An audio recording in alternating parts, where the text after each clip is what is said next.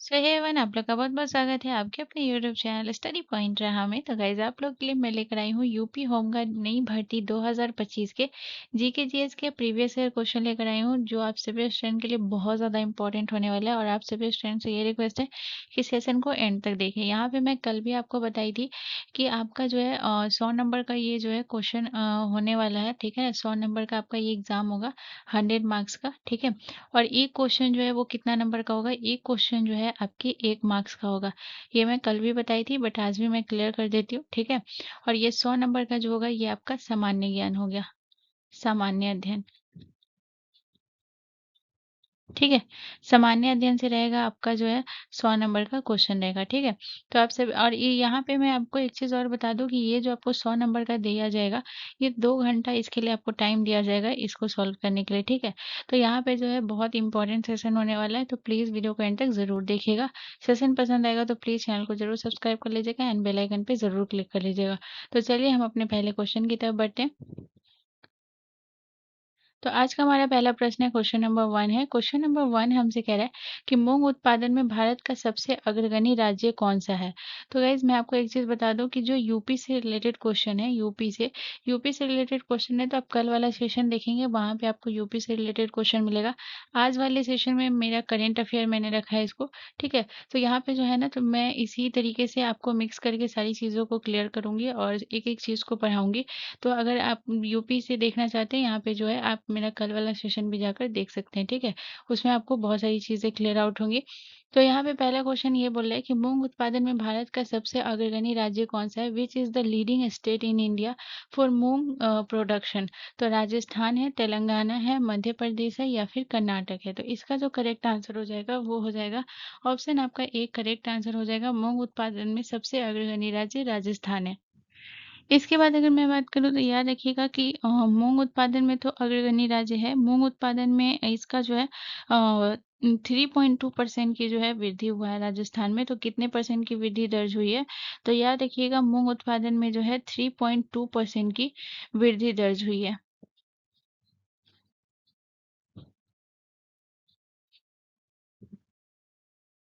वृद्धि दर्ज हुई है। ठीक है, तो ये जो है कितना बढ़ा है, ये पॉइंट भी आपको याद रखना है, बहुत इंपॉर्टेंट है। इसके बाद अगर मैं बात करूँ तो याद रखिएगा कि जो है अगर आपसे पूछा जाए कि राजस्थान जो है सबसे बड़ा उत्पादक जो है वो किस चीज़ का है, तो यहाँ पे अगर मैं बात करूँ कि राजस्थान जो है ये सबसे बड़ा उत्पादक किसका करता है, तो बाजरा का। ठीक है, तो बाजरा का सबसे ज़्यादा उत्पादन जो है ये कौन करता है, राजस्थान। बाजरा का सबसे अधिक उत्पादन होता है,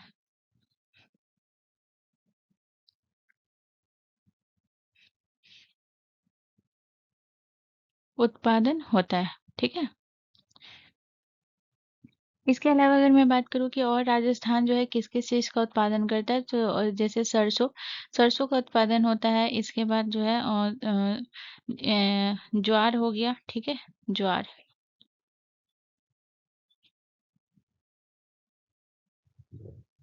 ज्वार। ठीक है, ज्वार का सबसे ज़्यादा यहाँ उत्पादन होता है, तो सरसों हो गया। इसके बाद याद रखिएगा ज्वार हो गया। ठीक है, इसके बाद आपको याद रखना है चना का उत्पादन यहाँ सबसे अधिक होता है। ठीक है, इसके बाद हम आते हैं गाइस कर्नाटक। कर्नाटक की अगर मैं बात करूँ तो यहाँ पे आपको याद रखना है, कर्नाटक में जो है किसका उत्पादन सबसे अधिक होता है, तो याद रखिएगा कॉफी, कॉफी का उत्पादन यहाँ सबसे अधिक होता है। ठीक है, कॉफी हो गया। इसके बाद आपका अरहर हो गया, इसका उत्पादन भी सबसे अधिक होता है। इसके अलावा अगर मैं मध्य प्रदेश की बात करूँ तो मध्य प्रदेश का उत्पादन अगर जो होता है,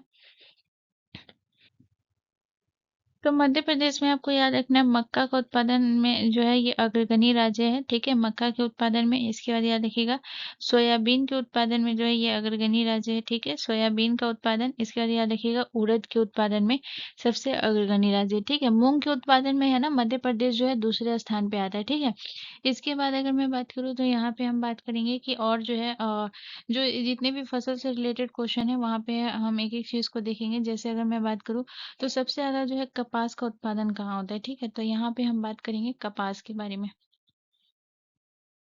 ठीक है, कपास का उत्पादन कहाँ होता है, पहला। इसके बाद आपको याद रखना है मूंगफली, मूंगफली का उत्पादन कहाँ होता है। और इसके बाद याद रखिएगा तीसरा आपको याद रखना है चावल का उत्पादन।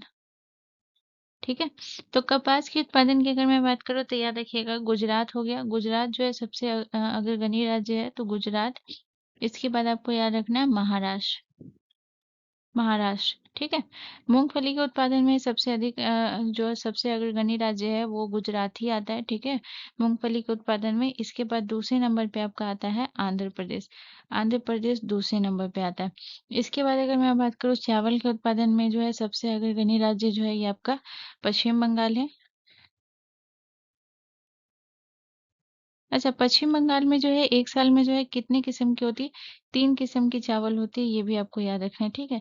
3 किस्म की चावल होती है, ये भी आपको याद रखना है। तो दूसरे नंबर पे आपका उत्तर प्रदेश आता है, ठीक है? चलिए नेक्स्ट क्वेश्चन की तरफ। अगला क्वेश्चन हमारा क्वेश्चन नंबर 2 है गाइस। क्वेश्चन नंबर 2 कह रहा है कि द्वितीय आंग्ल मैसूर युद्ध कब हुआ था? तो द्वितीय आंग्ल मैसूर युद्ध 1967 में हुआ था, 1780 में हुआ था, या फिर जो है 1790 में, या फिर 1799 में। तो इसका जो करेक्ट आंसर हो जाएगा वो हो जाएगा ऑप्शन आपका जो है बी करेक्ट आंसर हो जाएगा, 1780 में हुआ था। सबसे पहले आपको याद रखना है कि 4 आंग्ल मैसूर युद्ध हुआ था, ठीक है? 4 आंग्ल मैसूर युद्ध,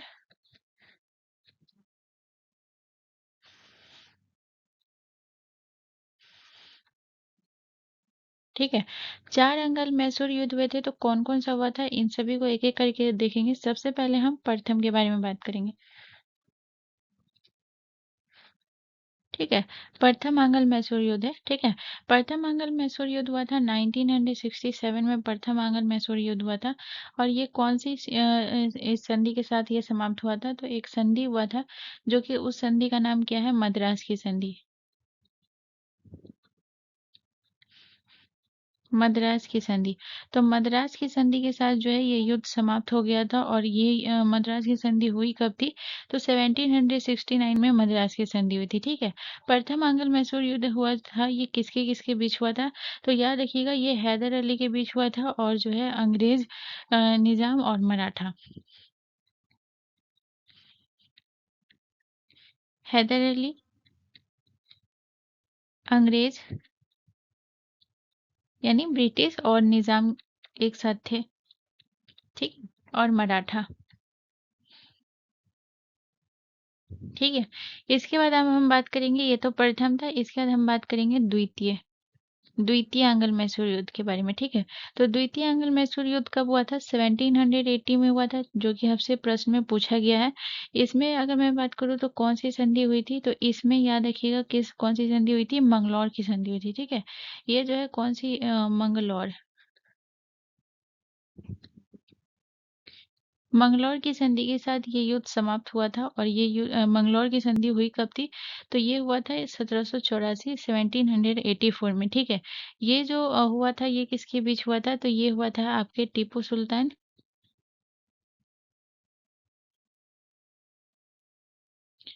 टीपू सुल्तान वर्सेस अंग्रेज के बीच, ठीक है। तो ये हो गया द्वितीय। इसके बाद अगर मैं बात करूँ तो तृतीय,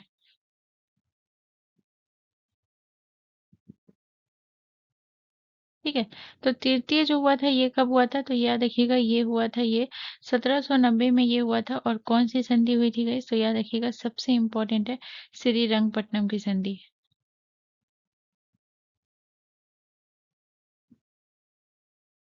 ठीक है। श्रीरंगपट्टनम की संधि। और ये संधि हुई कब थी? तो याद रखिएगा ये हुआ था आपका 1792 में ये संधि हुआ था, ठीक है। और ये भी आपके टीपू सुल्तान और अंग्रेज के बीच हुआ था, ठीक है। इसके बाद चतुर्थ का याद रखिएगा, ठीक है। तो चतुर्थ के बारे में आपको याद रखना, ये हुआ था आपका 1799 में हुआ था, ठीक है।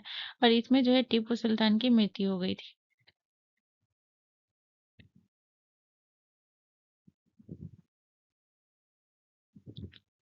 टीपू सुल्तान की मृत्यु हो गई थी, ठीक है। चलिए नेक्स्ट क्वेश्चन की तरफ। अगला क्वेश्चन हमारा क्वेश्चन नंबर 3 है गाइस। क्वेश्चन नंबर 3 कह रहा है कि पृथ्वी की सबसे बाहरी परत को क्या कहा जाता है? तो पृथ्वी की सबसे बाहरी परत को क्या कहा जाता है? What is the outer most layer of the earth called? Crust कहा जाता है, मेंटल कहा जाता है, आंतरिक कोर कहा जाता है या फिर बाहरी कोर कहा जाता है? तो इसका जो करेक्ट आंसर हो जाएगा वो हो जाएगा ऑप्शन ए, हमारा करेक्ट आंसर हो जाएगा क्रस्ट कहा जाता है। ठीक है, क्रस्ट की अगर मैं बात करूँ तो यहाँ पे आपको याद रखना है कि ये पृथ्वी की सबसे ठोस परत होती है। ठीक है, क्रस्ट जो होती है ये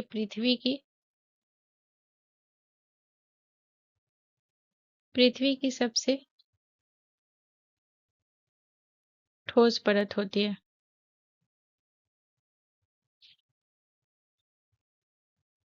ठीक है, इसके बाद आपको याद रखना है कि सबसे पहले अगर मैं बात करूँ तो यहाँ पे आपको याद रखना है कि पृथ्वी जो होता है ना, ये जो है आपका 3 परत इसका होता है। तो सबसे पहले आप यहाँ पे ये याद रखिएगा कि पृथ्वी की कितनी परत होती है? पृथ्वी की 3 होती है। ठीक है, इससे आपको समझ आएगा। पृथ्वी की 3 परतें, 3 परतें होती हैं। तो पृथ्वी की 3 परतें होती हैं, तो कौन-कौन सी परतें होती हैं? तो एक होता है आपका क्रस्ट, ठीक है? उसके बाद होता है आपका दूसरा होता है मेंटल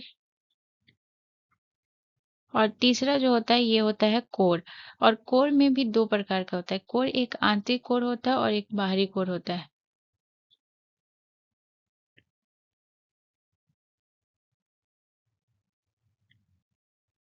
आंतरिक कोर और बाहरी कोर, ठीक है? तो यहाँ पे अगर मैं बात करूँ कोर जो है ये आपको याद रखना है कि ये जो है पृथ्वी का आंतरिक भाग होता है, ठीक है? कोर है ना पृथ्वी का आंतरिक भाग होता है। पृथ्वी का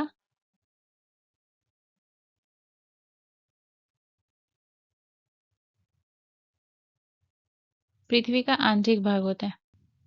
अच्छा, ये जो आपका कोर जो होता है आंतरिक कोर और बाहरी कोर, तो यहाँ से प्रश्न पूछा जाता है कि ये जो परत होती है ना, याद रखिएगा ये ठोस जो होती है ठोस, और याद रखिएगा ये लोहे और निकेल वाली परत होती है, ठीक है ना?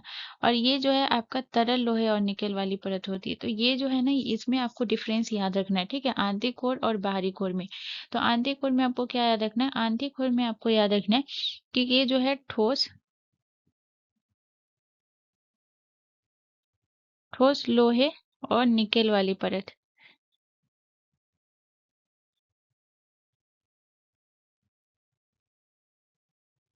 निकेल वाली परत होती है। और बाहरी कोर की अगर मैं बात करूँ तो याद रखिएगा ये होता है आपका जो है तरल लोहे निकेल वाली परत।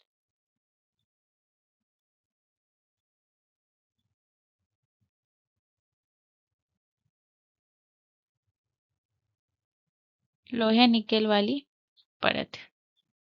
ठीक है, तो ये आप यहाँ पे पृथ्वी की परत के बारे में आप समझ चुके हैं। यहाँ पे हम क्रस्ट के बारे में वापस आते हैं। क्रस्ट जो होता है ये पृथ्वी का सबसे ठोस परत होता है, ठीक है? इस 3 परतों में। इसके अलावा आपको याद रखना है कि ये सिलिकेट चट्टानों से बनी होती है, ठीक है? ये जो है कौन सी चट्टानों से बनी होती है? तो सिलिकेट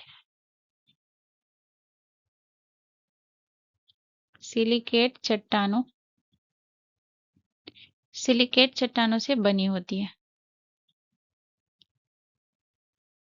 ठीक है, इसके बाद आपको याद रखना है कि ये जो है ना इसमें आपको याद रखना है कि इसमें जो है महाद्वीप और जो है महासागर शामिल होता है। ठीक है, इसमें कौन कौन सा होता है? तो इस ये पृथ्वी का जो ये परत आता है ना क्रस्ट, इसमें कौन कौन सा शामिल होता है? तो इसमें याद रखिएगा महासागर, ठीक है ना, महाद्वीप और महासागर तल शामिल होता है इसमें। महाद्वीप और महासागर तल। महासागर तल मतलब हो गया आपका ओशियन फ्लोर। महासागर शामिल होता है। ठीक है, इसका बाद याद रखिएगा कि जो महाद्वीपीय क्रस्ट होती है वो कितना किलोमीटर होता है और महासागरीय क्रस्ट जो होती है वो कितना किलोमीटर होता है। ठीक है, तो यहाँ पे आपको याद रखना है महाद्वीप और क्रस्ट, और दूसरा आपको याद रखना है महासागर, महासागर क्रस्ट। तो महाद्वीपीय क्रस्ट जो होती है ये कितनी होती है? तो ये होता है आपका 35 किलोमीटर। ठीक है, इसके बाद आपको याद रखना है ये होता है आपका 5 से 10 किलोमीटर होता है। ठीक है, तो ये पॉइंट आपको याद रखना है। इसके अलावा अगर मैं बात करूँ तो याद रखिएगा कि ये जो है आपका ये पतली परत भी होती है, ठीक है? तो याद रखिएगा ये ठोस परत के साथ-साथ ये जो है क्रस्ट जो है ये पतली परत भी होती है, ठीक है? तो इतना पॉइंट आपको याद रखना है। चलिए नेक्स्ट क्वेश्चन की तरफ। अगला क्वेश्चन हमारा क्वेश्चन नंबर 4 है गाइस। क्वेश्चन नंबर 4 हमसे कह रहा है कि बैरोमीटर का आविष्कार किसने किया? तो हु इन्वेंटेड द बैरोमीटर? तो रॉबर्ट फॉर्मिच ने, एल वाटरमैन ने, या फिर जो है आपका ई टोरिसेली ने, या फिर माइकल फैराडे ने। तो इसका जो करेक्ट आंसर होगा वो क्या हो जाएगा? ऑप्शन सी हमारा करेक्ट आंसर हो जाएगा। बैरोमीटर का आविष्कार जो है ई टेरिसेली ने किया था। और याद रखिएगा इन्होंने जो है ये आविष्कार कब किया था? तो 1643 में जो है ये आविष्कार किया था। आविष्कार कब हुआ था? 1643 में इसका आविष्कार किया गया था। इसके बाद याद रखिएगा कि ये बैरोमीटर का जो काम होता है वो होता क्या है, ठीक है ना? तो बैरोमीटर का, ठीक है, बैरोमीटर। तो याद रखिएगा ये जो इसका उपयोग क्यों किया जाता है? बैरोमीटर का उपयोग, तो बैरोमीटर का उपयोग होता है वायुमंडलीय दाब को मापने के लिए।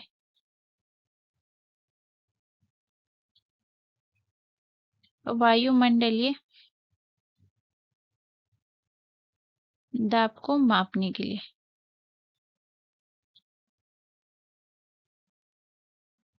ठीक है।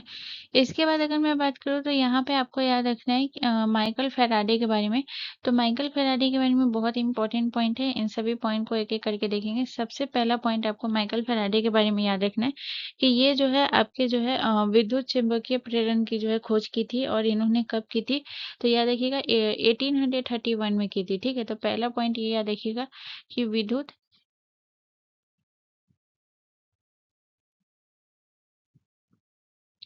विद्युत चुम्बकीय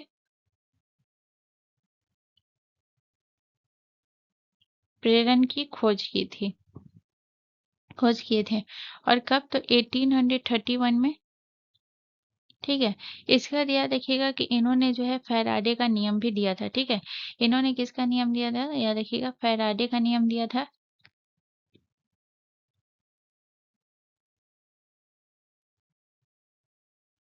ठीक है। इसके बाद आपको याद रखना है इसी, और ये जो फैराडे का नियम दिया था इसी आधार पर, ठीक है ना, याद रखिएगा इसी आधार पर जो है जनरेटर और ट्रांसफार्मर बनाया गया था। ये जो नियम दिया गया था फैराडे का नियम, इसी के आधार पर,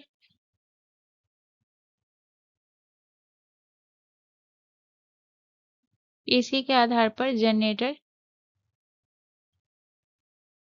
जनरेटर और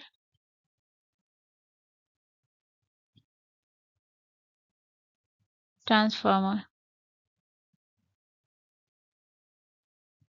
बनाया गया, ठीक है। इसके अलावा अगर मैं बात करूँ तो यहाँ पे आपको याद रखना है और किसके बारे में? एल वाटरमैन के बारे में। तो ऑप्शन जो बी है ना, इनके बारे में भी आपको पॉइंट याद रखना है। सबसे पहले आपको याद रखना है कि फाउंटेन पेन की खोज किसने की थी? तो फाउंटेन पेन की खोज इन्होंने ही की थी, ठीक है। फाउंटेन पेन की खोज, ठीक है। और फाउंटेन पेन की खोज जो है इन्होंने कब की थी? तो 1884 में इन्होंने फाउंटेन पेन की खोज की, जो कि पहला लीक प्रूफ था, ठीक है ना। ये फाउंटेन पेन जो है याद रखिएगा पहला लीक प्रूफ था,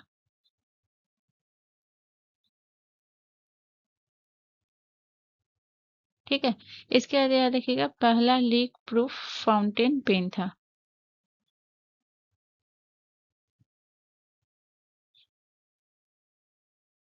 ठीक है। तो इतना पॉइंट आपको याद रखना है। चलिए नेक्स्ट क्वेश्चन की तरफ। अगला क्वेश्चन हमारा क्वेश्चन नंबर 5 है। क्वेश्चन नंबर 5 कह रहा है कि ध्वन सोडा बनाने के लिए इनमें से किस कच्चे माल का उपयोग किया जाता है? Which of the following raw materials is use to make washing soda? तो वॉशिंग सोडा बनाने के लिए जो है ये किसका उपयोग किया जाता है? तो इसका जो करेक्ट आंसर हो जाएगा वो हो जाएगा आपका ऑप्शन डी, हमारा करेक्ट आंसर हो जाएगा NaCl का, ठीक है। सबसे पहले अगर हम बात करें तो NaCl को क्या कहा जाता है? इसे कहा जाता है, इसका रासायनिक नेम होता है सोडियम क्लोराइड, सोडियम क्लोराइड, ठीक है। इसके बाद आपको याद रखना है कि इसे जो है साधारण नेम अगर मैं बात करूँ इसका क्या होता है? नमक होता है NaCl का, ठीक है। इसके बाद आपको याद रखना है कि ये जो है आपका ये बनता कैसे है? तो यहाँ पे जो कच्चा माल NaCl है तो इसका बनने का जो है मुख्य चरण हम कह सकते हैं इसे, ठीक है, मुख्य चरण, ठीक है। तो मुख्य चरण क्या हो सकता है, तो यहाँ पे याद रखिएगा कि सबसे पहले जो है NaCl से NaCl से NaHCO3 NaHCO3, ठीक है। NaHCO3 मतलब होता क्या है, तो ये होता है आपका सोडियम बाइकार्बोनेट, ठीक है। तो बाइकार्बोनेट जो है ये बनता है, ठीक है। NaCl से NaCO3 बनता है, यानी सोडियम बाइकार्बोनेट बनता है, ठीक है। इसके बाद आपको याद रखना है कि फिर NaCO3 को जो है गर्म करने पर क्या बनता है, Na2CO3 बनता है, ठीक है ना। NaHCO3 को गर्म करने पर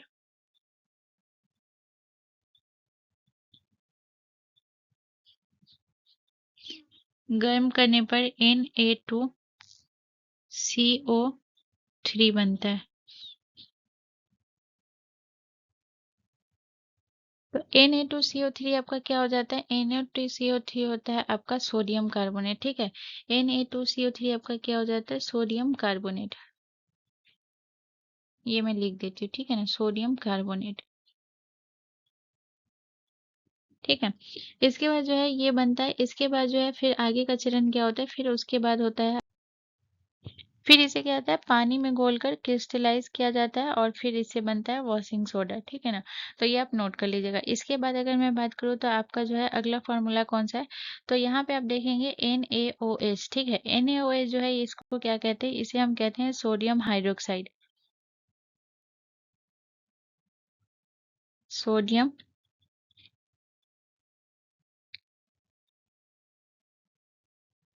हाइड्रोक्साइड,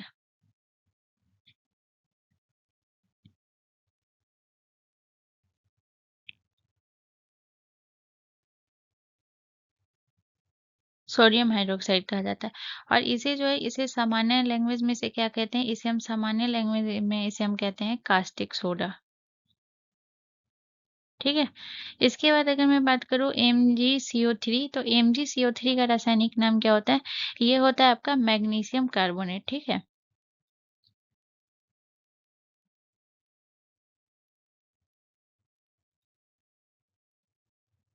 मैग्नीशियम कार्बोनेट, ठीक है। मैग्नीशियम कार्बोनेट होता है और इसका जो है ये थोड़ा सा ना वाइट सॉलिड होता है, तो ये आपको याद रखना। और इस ये क्षारीय भी होता है, ठीक है।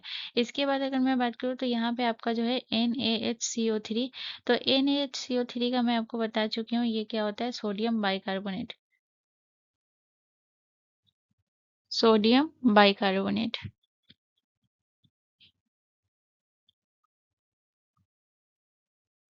सोडियम बाइकार्बोनेट, ठीक है। तो इतना पॉइंट आपको याद रखना है। चलिए नेक्स्ट क्वेश्चन की तरफ। अगला क्वेश्चन हमारा क्वेश्चन नंबर 6 है गाइस। क्वेश्चन नंबर 6 कह रहा है कि समुद्र शक्ति 2025 द्विपक्षीय अभ्यास भारत और किस देश की नौसेना के मध्य आयोजित किया जा रहा है। तो द समुद्र शक्ति 2025 जो है आपका bilateral exercise is being conduct between India and which country navy, तो बांग्लादेश, श्रीलंका, थाईलैंड या फिर इंडोनेशिया। तो इसका जो करेक्ट आंसर हो जाएगा वो हो जाएगा ऑप्शन डी, हमारा करेक्ट आंसर हो जाएगा इंडोनेशिया, ठीक है।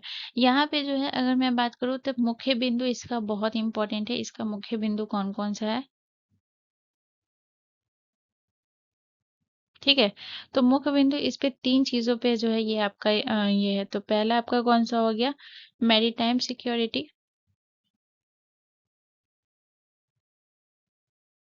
मैरीटाइम सिक्योरिटी, ठीक है। तो तीन इसका मुख्य बिंदु आपको किसी भी हाल में याद रखना है, मैरीटाइम सिक्योरिटी।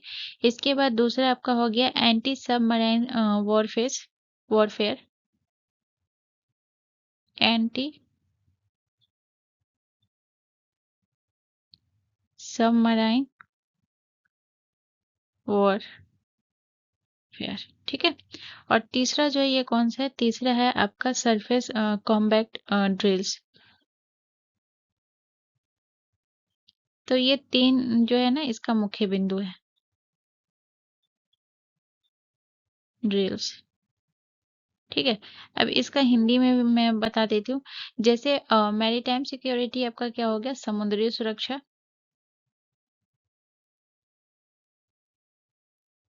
समुद्री सुरक्षा इसका पॉइंट है। इसका एंटी सबमरीन वॉरफेयर ये हो गया आपका पनडुब्बी रोधी युद्ध रणनीति हो गया, ठीक है। पनडुब्बी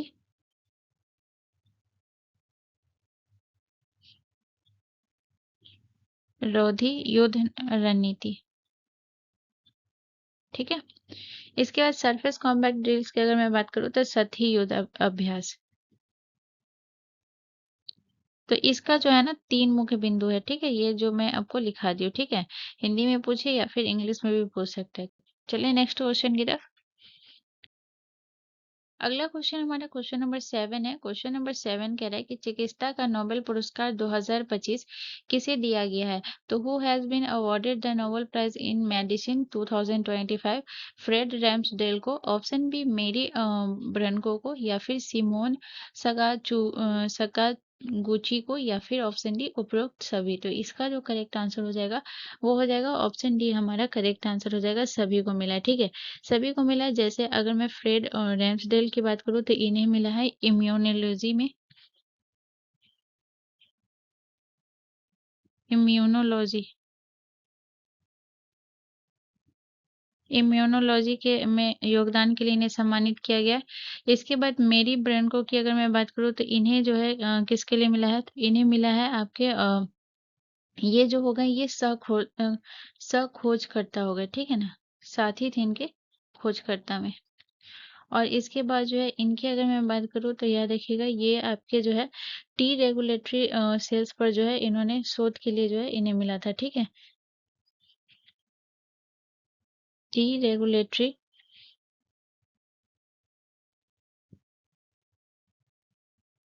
सेल्स सेल्स पर शोध के लिए, ठीक है। तो इन तीनों को मिला है। अब यहाँ पे अगर मैं बात करूँ तो याद रखिएगा कि जो 2025 में जो आपका मिलता है तो यहाँ पे चिकित्सा के क्षेत्र में मिलता है, भौतिकी में, रसायन में, साहित्य में, शांति में और अर्थशास्त्र में मिलता है, ठीक है। तो यहाँ पे जो है आपके जो है मैं चिकित्सा के बारे में, मेडिसिन के बारे में बता चुकी हूँ। अब यहाँ पे मैं बात करूंगी भौतिकी में। तो 2025 का नोबेल पुरस्कार जो है भौतिकी के क्षेत्र में जो है ये किसे मिला है?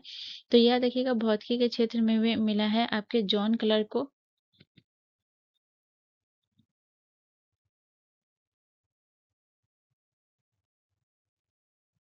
जॉन क्लार्क को। इसका याद रखिएगा आपके जो है मिशेल डिवोरेट को, ठीक है।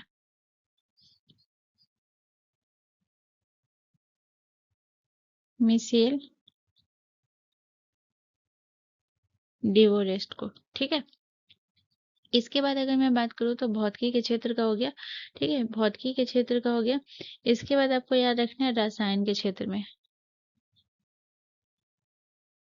तो रसायन के क्षेत्र में किसे मिला है? तो याद रखिएगा रसायन के, अच्छा, भौतिकी के क्षेत्र में जो इन्हें मिला है ना, याद रखिएगा ये जो क्वांटम सर्किट है ना उसमें योगदान के लिए, ठीक है। इसके बाद अगर मैं बात करूँ रसायन के क्षेत्र में मिला है तो जो है मोंगी बावेडी को मिला है, ठीक है।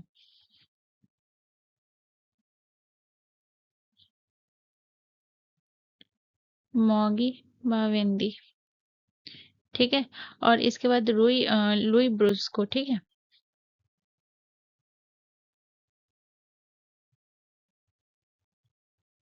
ब्रूस को, ओके। इसके बाद आपको याद रखना है साहित्य के क्षेत्र में, ठीक है। तो साहित्य के क्षेत्र में किसे मिला है? साहित्य के क्षेत्र में, तो साहित्य के क्षेत्र में मिला है आपके जो है लास्लो को, ठीक है। इसके बाद और आपका कौन सा बच गया? और दो आपका बच गया, एक शांति और अर्थशास्त्र।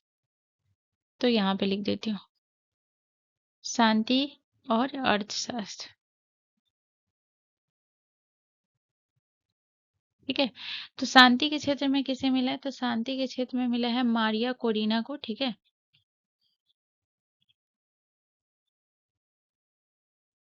मारिया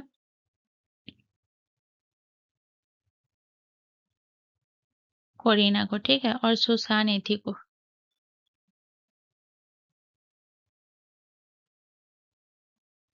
ठीक है। चलिए नेक्स्ट क्वेश्चन की तरफ। अगला क्वेश्चन हमारा क्वेश्चन नंबर 8 है गाइस। क्वेश्चन नंबर 8 कह रहा है कि निम्नलिखित में से कौन-सा युग्म सुमेलित नहीं है? प्राकृतिक धरोहर स्थल और उसका स्थान जो कि यूनेस्को में शामिल है। तो which of the following pairs is not correctly matched? UNESCO national heritage site and its location. तो एलिफेंटा की गुफा कर्नाटक में, सूर्य मंदिर ओडिशा में, सुंदरवन नेशनल पार्क पश्चिम बंगाल में या फिर फतेहपुर सीकरी उत्तर प्रदेश में। तो यहाँ पे मैच जो है ये नहीं कर रहा है, ठीक है ना? तो इसका जो है उसका स्थान जो है सुमेलित नहीं है, ठीक है? यहाँ पे बोला है, तो किसका सुमेलित नहीं है? तो यहाँ पे फतेहपुर सीकरी जो है ये आपका उत्तर प्रदेश में, जो कि ये करेक्ट है। सुंदरवन नेशनल पार्क पश्चिम बंगाल में, ये भी करेक्ट है। सूर्य मंदिर आपका ओडिशा में, ये भी करेक्ट है। ये जो है ये आपका करेक्ट नहीं है, ठीक है? तो इसके अकॉर्डिंग तो आंसर ये हो जाएगा, ठीक है? एलिफेंटा की गुफा की अगर मैं बात करूँ तो ये आपका महाराष्ट्र में है। ठीक है। इसके बाद अगर मैं बात करती हूँ तो यहाँ पे आपको एलिफेंटा की गुफा में याद रखना है कि इसका जो निर्माण हुआ था वो 5वीं से 6ठी शताब्दी में हुआ था।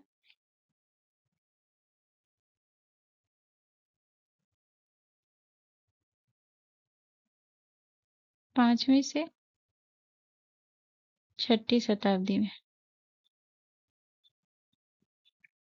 ठीक है। इसके बाद आपको याद रखना है कि जो ये जो आपकी एलिफेंटा की गुफा है, इसमें टोटल जो है ना 7 ये है, ठीक है? 7 गुफाएँ हैं, ठीक है? 7 गुफाएँ हैं, तो इसमें हिंदू गुफा और बौद्ध गुफा कितना है? तो याद रखिएगा 5 जो है, 5 आपको याद रखना है हिंदू गुफाएँ हैं,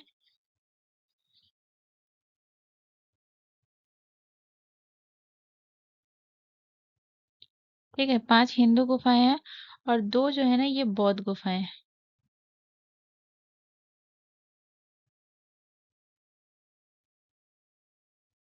ठीक है? तो इतना पॉइंट आपको याद रखना है। इसके अलावा अगर मैं बात करूँ तो बाकी यहाँ पे जो आपका सूर्य मंदिर है, इसे जो है यूनेस्को में कब शामिल किया गया था? तो यहाँ पे इसके बारे में लिख लीजिएगा कि एलिफेंटा की गुफा को यूनेस्को में शामिल किया गया था 1987 में जो है इसे यूनेस्को में शामिल किया गया। यूनेस्को में शामिल किया गया। ठीक है। इसके बाद अगर मैं बात करूँ जो सूर्य मंदिर है आपका जो कि ओडिशा में, इसे यूनेस्को में कब शामिल किया गया था? 1984 में जो है इसे 1984 1984 में इसे यूनेस्को में शामिल किया गया। पश्चिम बंगाल में आपका जो सुंदरवन नेशनल पार्क है इसे शामिल किया गया था 1987 में, ठीक है? 1987 में। और जो आपका फतेहपुर सीकरी जो है ये आपका इसे यूनेस्को में शामिल किया गया था 1986 में।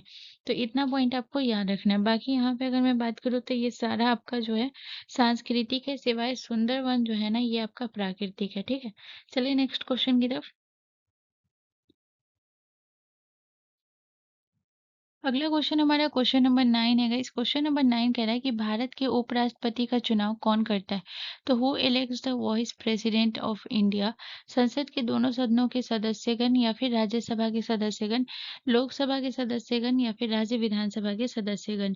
तो इसका जो करेक्ट आंसर हो जाएगा वो कौन हो जाएगा? तो याद रखिएगा संविधान का जो अनुच्छेद 66 है, इसके अनुसार अगर मैं बात करती हूँ उपराष्ट्रपति के निर्वाचन का, तो इसमें शामिल होते हैं संसद के दोनों सदनों के सदस्य, ठीक है ना? निर्वाचित और मनोनीत दोनों, ठीक है? संसद के दोनों सदनों के सदस्य, ठीक है? तो यहाँ पे याद रखिएगा कि इनका जो चुनाव होता है ये किस आर्टिकल के तहत? तो अनुच्छेद 66 के तहत, ठीक है? और संसद के दोनों सदनों के सदस्य होते हैं तो याद रखिएगा निर्वाचित और मनोनीत दोनों। जैसे जो राष्ट्रपति का चुनाव होता है इसमें सिर्फ निर्वाचित होते हैं, मनोनीत सदस्य नहीं होते। लेकिन इसमें निर्वाचित और मनोनीत दोनों सदस्य होते हैं। मनोनीत कौन करता है? तो मनोनीत जो है अगर मैं बात करूँ संसद में या फिर लोकसभा और राज्यसभा में मनोनीत करता है, जो कि राष्ट्रपति जो सदस्य को मनोनीत करता है उसके बारे में। तो इसीलिए लोकसभा में जो क्या होता है ना उसमें मनोनीत सदस्य भाग नहीं लेते हैं क्योंकि उसको राष्ट्रपति ही मनोनीत करता है। आपके लोकसभा में 2 सदस्यों को मनोनीत करता है और राज्यसभा में 12 सदस्यों को मनोनीत करता है। ठीक है? तो इसी वजह से जो है ये सदस्य राष्ट्रपति में भाग नहीं लेते हैं। ठीक है? राष्ट्रपति के निर्वाचन में। इसके अलावा अगर मैं बात करूँ उपराष्ट्रपति में जो इसका निर्वाचन होता है, ये कौन-सी प्रणाली अपनाई जाती है? तो उपराष्ट्रपति के निर्वाचन में आपको याद रखना है आनुपातिक प्रतिनिधि प्रणाली अपनाई जाती है।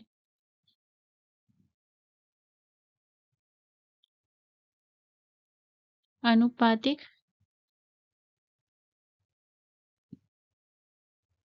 प्रतिनिधित्व प्रणाली अपनाई जाती है।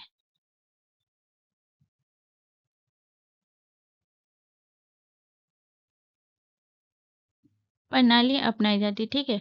और याद रखिएगा राज्य विधानसभा के जो सदस्य हैं ये भाग नहीं लेते हैं, बहुत लोगों को लगता है कि ये भी भाग लेते हैं, बट ये भाग नहीं लेते हैं, ठीक है? इसके बाद अगर मैं बात करूँ कि वर्तमान में उपराष्ट्रपति कौन है, तो यहाँ पे आपको लिखना है वर्तमान में उपराष्ट्रपति कौन है, ठीक है? वर्तमान यानी 2025 में उपराष्ट्रपति। तो जगदीप धनखड़ जो थे वो उन्होंने इस्तीफा दे दिया था, तो अभी जो है कौन है वर्तमान में, तो याद रखिएगा सीपी राधाकृष्णन। सीपी राधा कृष्णन, ठीक है? तो इतना पॉइंट आपको याद रखना है। चलिए नेक्स्ट क्वेश्चन की तरफ। अगला क्वेश्चन हमारा क्वेश्चन नंबर 10 है। क्वेश्चन नंबर 10 कह रहा है कि बीमर शब्द किस खेल से संबंधित है? तो बीमर खेल जो है ये आपके क्रिकेट से संबंधित है, हॉकी से, शतरंज से, या फिर जो है आपके फुटबॉल से। तो इसका जो करेक्ट आंसर हो जाएगा वो हो जाएगा ऑप्शन ए, हमारा करेक्ट आंसर हो जाएगा क्रिकेट से। यानी बीमर क्या है? तो बीमर जो है ये आपको याद रखना है कि ये जो है आपके ये एक ऐसी गेंद होती है जो बिना पिच हुए जो है वो सीधे बल्लेबाज की कमर या फिर सर की ओर जाती है। तो बिना पिच हुए मतलब पिच मतलब ये हो गया बिना टप्पा खाए, यानी बॉल जो है वो सीधा जो बल्लेबाज होते हैं उनके कमर या फिर सिर के ऊपर से जो बॉल जाती है उसे कहते हैं, ठीक है? बीच में वो टप्पा नहीं खाती है, यानी पिच नहीं होती है। तो पहले बीमर शब्द का मतलब आपको पता होना चाहिए, तो यहाँ पे मैं लिख देती हूँ।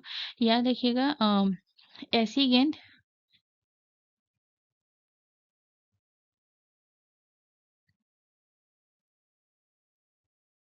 ऐसी गेंद जो मतलब बिना, जो बिना पिच हुए, बिना पिच मतलब टप्पा खाए, जो बिना पिच हुए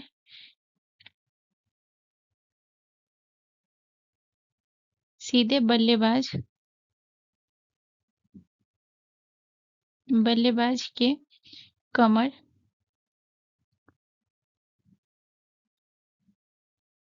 कमर या सर के ऊपर,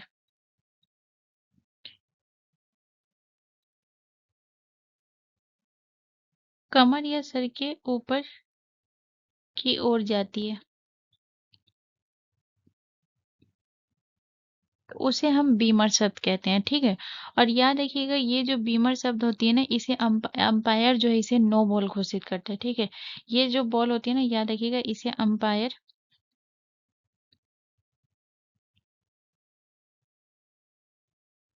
नो बॉल घोषित करती है।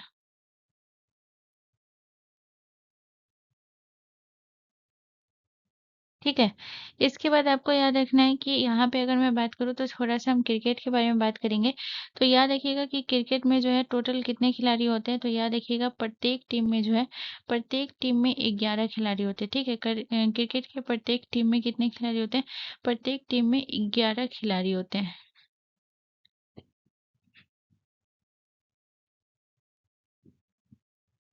11 खिलाड़ी होते हैं, ठीक है? इसके बाद आपको याद रखना है कि इसमें जो है 2 संस्था होती है, 2 अंतर्राष्ट्रीय संस्था होती है। एक आपका वैश्विक संचालन करती है और एक भारत की संचालन संस्था होती है। तो 2 संस्था कौन-कौन सी है? तो एक होता है आपका आईसीसी और दूसरा होता है आपका बीसीसीआई, ठीक है? आईसीसी मतलब हो गया आपका international cricket council,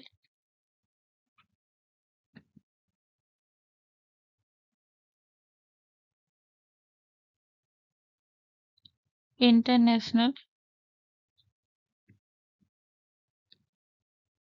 cricket council, ठीक है? और दूसरा आपका कौन-सा होता है? Board of control for cricket in India.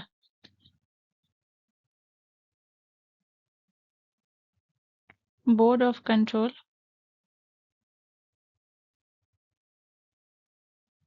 For cricket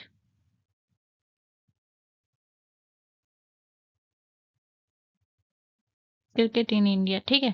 तो यहाँ पे आप लिख लीजिएगा आईसीसी जो होती है वो वैश्विक संचालन संस्था होती है और ये भारत की संचालन संस्था कौन सी होती है? ये board of control for cricket in India, ठीक है? तो इतना पॉइंट आपको याद रखना है। चलिए नेक्स्ट क्वेश्चन की तरफ। अगला क्वेश्चन हमारा क्वेश्चन नंबर 11 है। क्वेश्चन नंबर 11 कह रहा है कि वर्ष 2025 के अनुसार ग्लोबल हंगर इंडेक्स में भारत का कौन सा स्थान है? तो according to the year 2025 what is India rank in the global hunger index?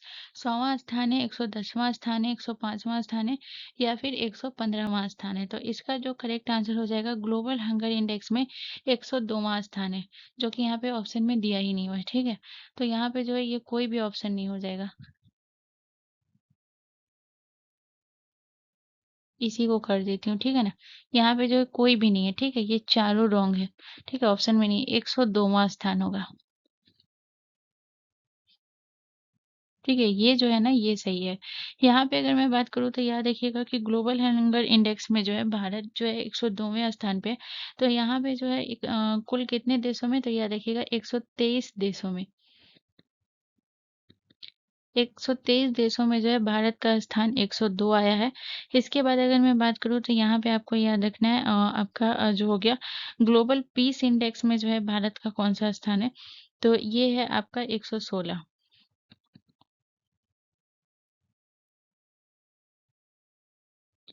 Global peace index, इसमें भारत का स्थान कितना है? 116 है। ठीक है, इसके बाद याद रखिएगा एनर्जी ट्रांजिशन इंडेक्स में जो है भारत का स्थान कौन सा है? 71।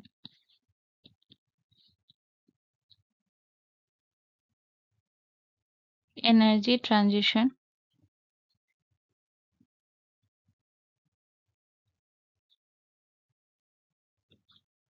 इसका स्थान कौन सा है? तो जो है आपका 71। कितना है? 118 देशों में इसका स्थान घोषित हुआ है। ठीक है, चलिए नेक्स्ट क्वेश्चन की तरफ। अगला क्वेश्चन हमारा क्वेश्चन नंबर 12 है। क्वेश्चन नंबर 12 कह रहा है कि 21वें संविधान संशोधन के तहत किस भाषा को भारतीय संविधान की 8वीं अनुसूची में जोड़ा गया था? Which language was added to the 8th schedule of Indian constitution under the 21 constitutional amendment? तो मैथिली भाषा को, सिंधी भाषा को, संस्कृत भाषा को या फिर मलयालम भाषा को? तो इसका जो करेक्ट आंसर हो जाएगा वो हो जाएगा ऑप्शन बी, हमारा करेक्ट आंसर हो जाएगा। 21वां संविधान संशोधन के तहत सिंधी भाषा को जोड़ा गया था। अगर मैं बात करूँ जो आपका संविधान का जो 8वीं अनुसूची, पहले यहाँ पे हम स्टार्टिंग से जाते हैं, ठीक है। संविधान का 8वीं अनुसूची, 8वीं अनुसूची, ठीक है। तो जब संविधान स्टार्ट हुआ था, संविधान जब लागू हुआ था उस समय जो है कितना, उस समय 14 भाषाएं थी। 14 भाषाएं, 14 भाषाएं शामिल थी, ठीक है। इसके बाद जो है आपका 3 संशोधन करके जो है इसको 22 भाषा किया गया था, ठीक है। 3 संशोधन हुआ, 3 संशोधन हुआ, ठीक है। 3 संशोधन हुआ तो कौन-कौन सा संशोधन था? तो 3 संशोधन याद रखना है। पहला आपको याद रखना है 21वां संविधान संशोधन,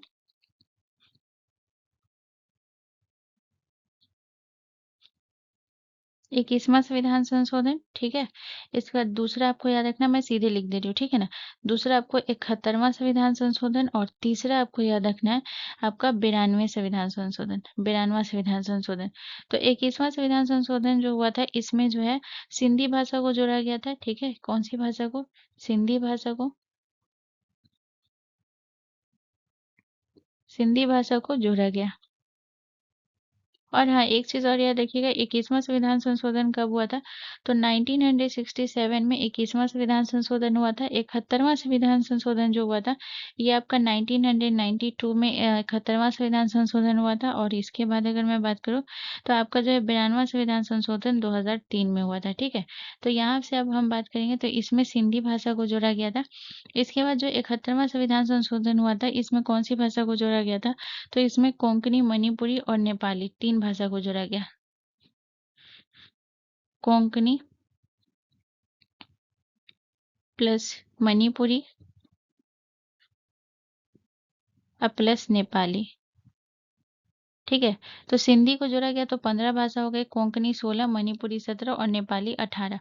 उसके बाद जो है 22 भाषा और 92वां संविधान संशोधन हुआ था तो इसमें 4 भाषा को जोड़ा गया था। पहला भाषा कौन था? बोडो, डोगरी, इसके बाद जो है आपका मैथिली,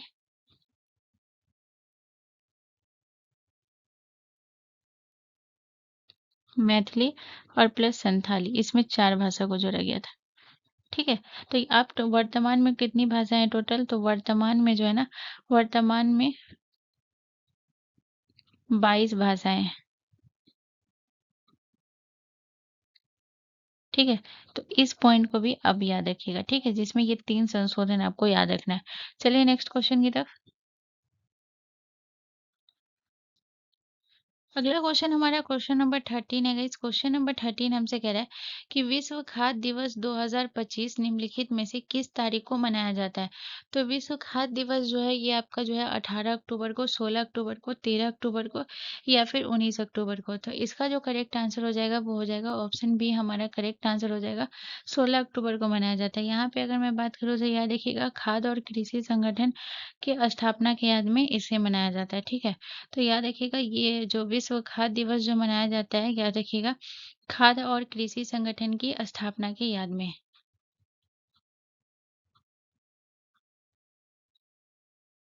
खाद्य और कृषि संगठन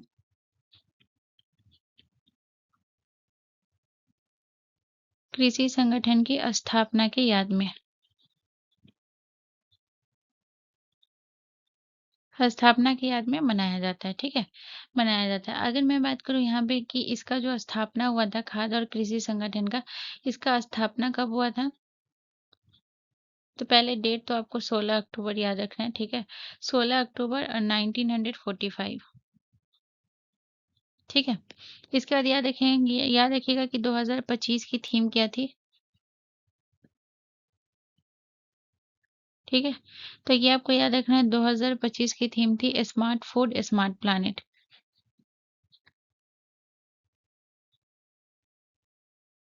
स्मार्ट फूड स्मार्ट प्लानेट।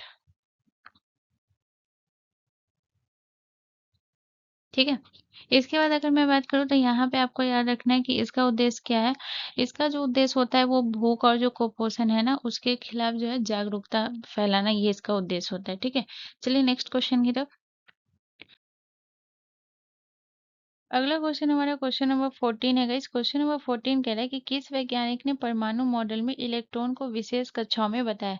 तो which scientist describe electron in a specific orbit in the atomic model. तो रदरफोर्ड ने, बोहर ने, डाल्टन ने या फिर थॉमस ने। तो इसका जो करेक्ट आंसर हो जाएगा वो हो जाएगा ऑप्शन बी, हमारा करेक्ट आंसर हो जाएगा बोहर ने। तो बोहर ने जो मॉडल दिया था वो कब दिया था, तो 1913 में इन्होंने मॉडल जो है प्रस्तुत किया था। ठीक है, परमाणु मॉडल को प्रस्तुत किया।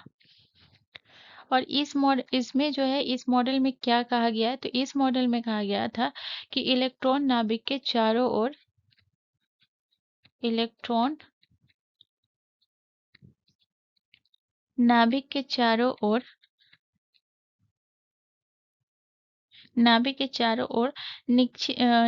निश्चित ऊर्जा कक्षा में घूमते हैं, यानी कि फिक्स्ड एनर्जी लेवल में घूमते हैं। फिक्स्ड एनर्जी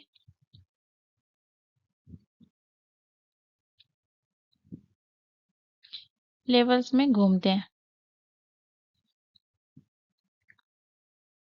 ठीक है, इसके बाद याद रखिएगा कि इसमें इलेक्ट्रॉन जो है एक कक्षा से दूसरी कक्षा में जाता है और क्या करता है, ऊर्जा ऊर्जा का जो है ना या तो उत्सर्जन करेगा या फिर जो है अवशोषण करेगा। ठीक है, तो इस मॉडल में और क्या कहा गया था कि इलेक्ट्रॉन एक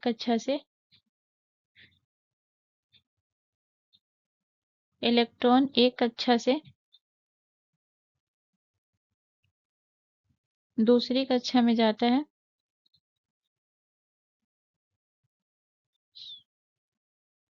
दूसरी कक्षा में जाता है और क्या करता है, ऊर्जा का उत्सर्जन या अवशोषण करता है।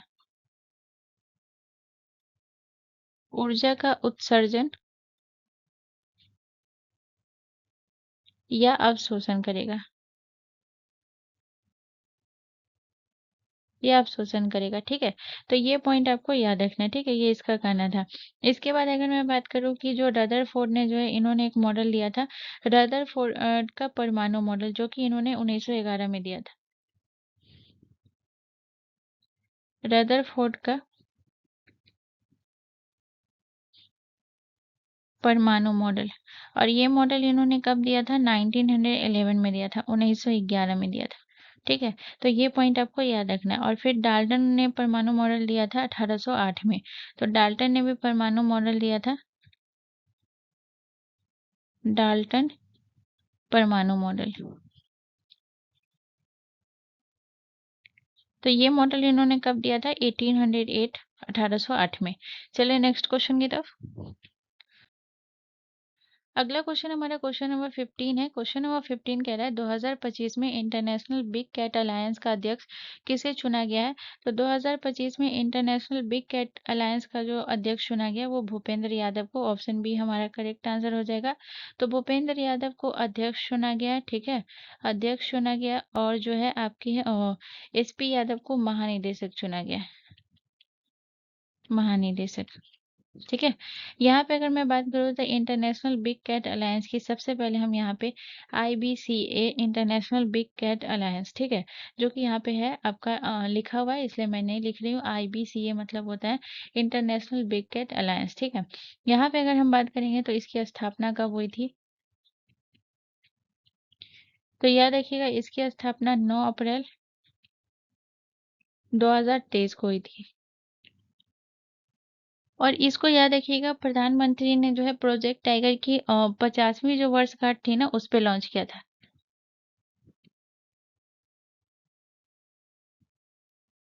प्रधानमंत्री प्रधानमंत्री ने प्रोजेक्ट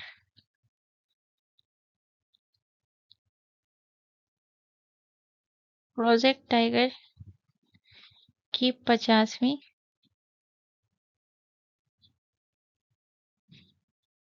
वर्षगांठ पर लॉन्च किया।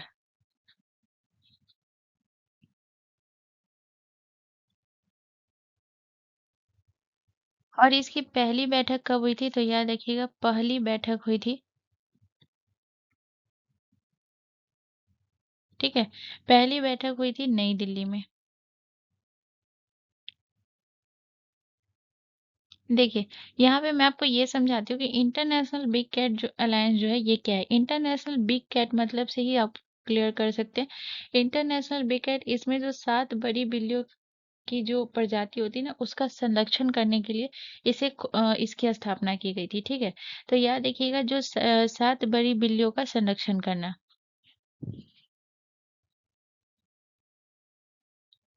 7 बड़ी बिल्लियों का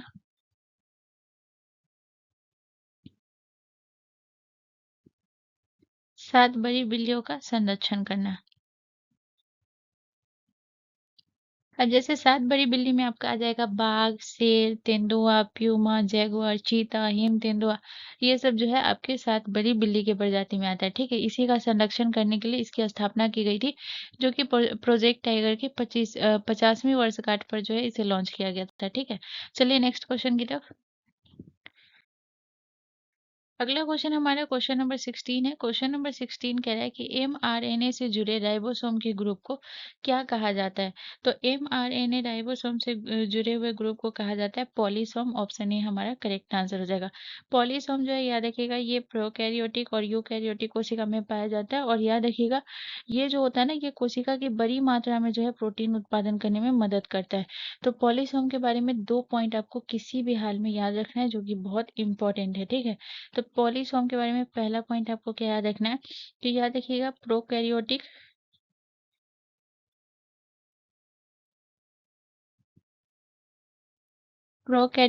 और यूकैरियोटिक,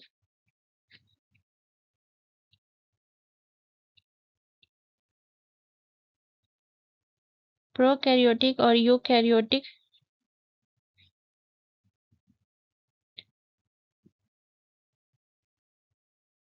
दोनों कोशिकाओं में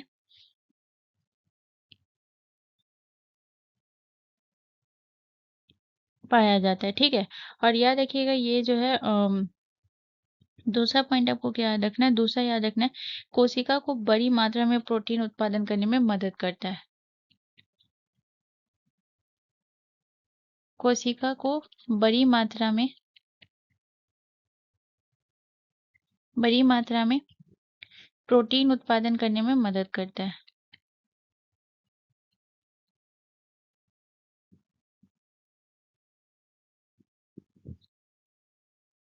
मदद करता है। ठीक है। और याद रखिएगा ये प्रोटीन का है ना प्रारंभिक रूप होता है।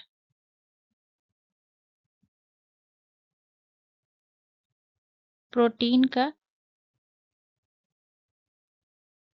प्रारंभिक रूप होता है। ठीक है। इसके बाद अगर मैं बात करूँ तो यहाँ पे आपको याद रखना है जो पॉलीपेप्टाइड होता है ना, ये आपके जो है राइबोसोम पर बनता है, लेकिन जो है ये एमआरएनए के निर्देश से। ठीक है। तो याद रखिएगा पॉलीपेप्टाइड के बारे में याद रखना है आपको कि ये राइबोसोम पर बनता है, राइबोसोम पर बनता है।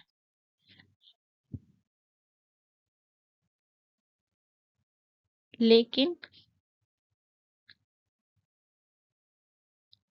एमआरएनए के निर्देश से। ठीक है। चलिए नेक्स्ट क्वेश्चन की तरफ। अगला क्वेश्चन हमारा क्वेश्चन नंबर 17 है। क्वेश्चन नंबर 17 कह रहा है कि प्लेगरा रोग किस विटामिन की कमी के कारण होता है। तो प्लेगरा रोग जो है विटामिन ए की कमी के कारण होता है, विटामिन बी 1 की कमी के कारण, विटामिन बी 3 या फिर विटामिन सी। तो इसका जो करेक्ट आंसर हो जाएगा वो हो जाएगा ऑप्शन सी हमारा करेक्ट आंसर हो जाएगा। विटामिन बी 3 की कमी के कारण होता है प्लेगरा रोग। विटामिन ए की कमी के कारण होता है रतौंधी, रतौंधी, रतौंधी होता है। इसके बाद विटामिन बी 1 की कमी के कारण बेरी बेरी रोग होता है, बेरी बेरी रोग। ठीक है। इसके बाद जो है विटामिन सी की कमी के कारण होता है स्कर्वी रोग। ठीक है। और प्लेगरा रोग जो होता है इसका क्या ये है लक्षण है, तो ये जो है थकान और कमजोरी होगा, थकान कमजोरी,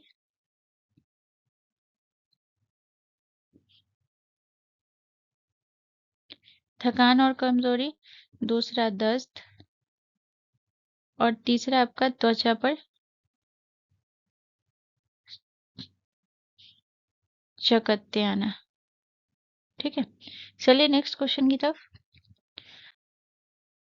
अगला क्वेश्चन हमारा क्वेश्चन नंबर 18 है गाइस। क्वेश्चन नंबर 18 कह रहा है कि भाषाई अल्पसंख्यकों के लिए विशेष अधिकार किस अनुच्छेद में वर्णित है। तो भाषाई अल्पसंख्यकों के लिए जो विशेष अधिकार दिया हुआ है वो दिया हुआ है आपके अनुच्छेद 350 की बी में दिया हुआ है। ठीक है। ऑप्शन बी हमारा करेक्ट आंसर हो जाएगा। इसके बाद अनुच्छेद 343 की अगर मैं बात करूँ, हिंदी को राजभाषा जो है ये इसी में कहा गया है। ठीक है। हिंदी राजभाषा है, हिंदी को राजभाषा। इसके बाद अनुच्छेद 344 की अगर मैं बात करूँ तो इसमें राजभाषा आयोग की स्थापना से संबंधित है, राजभाषा आयोग की स्थापना से।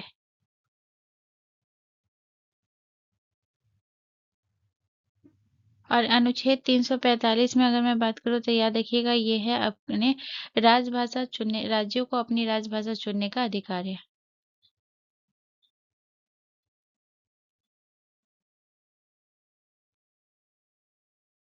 राजभाषा चुनने का अधिकार।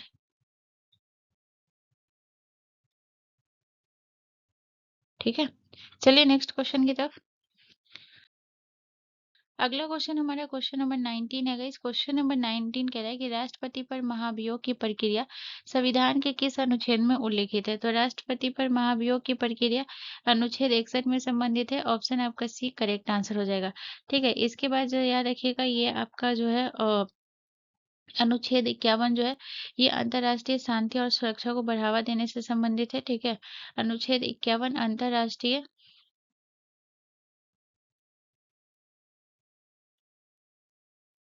अंतर्राष्ट्रीय शांति और सुरक्षा, शांति और सुरक्षा से संबंधित है। ठीक है। इसके बाद अगर मैं बात करूँ तो याद रखिएगा अनुच्छेद 57 जो है राष्ट्रपति के पुनर्निर्वाचन से संबंधित है। और आपका जो है 65 जो है ये उपराष्ट्रपति द्वारा जो है राष्ट्रपति का कार्यभार संभालने से संबंधित है। चलिए नेक्स्ट क्वेश्चन की तरफ। अगला क्वेश्चन हमारा क्वेश्चन नंबर 20 है गाइस। क्वेश्चन नंबर 20 हमसे कह रहा है कि निम्नलिखित में से त्वरण का एसआई मात्रक क्या है? तो त्वरण का एसआई मात्रक जो होता है वो होता है मीटर प्रति सेकंड वर्ग। ये त्वरण का एसआई मात्रक है, ठीक है। त्वरण की अगर मैं बात करूँ तो यहाँ पे आपको याद रखना है मीटर प्रति सेकेंड। मीटर प्रति सेकेंड किसका है? तो मीटर प्रति सेकेंड जो है ये वेग का एसआई मात्रक है। वोल्ट का एसआई मात्रक ये किसका है? याद रखिएगा, विभवांतर।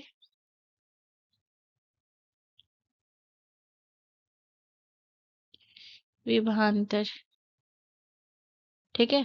और जूल जो है याद रखिएगा, याद रखिएगा शक्ति का ऐसा मात्रक क्या होता है? शक्ति या फिर जो है ऊर्जा का ऐसा मात्रक क्या होता है? वो होता है आपका विभवांतर, ठीक है। इसको करेक्ट कर लीजिएगा, नीचे लिख देती हूँ, ठीक है ना।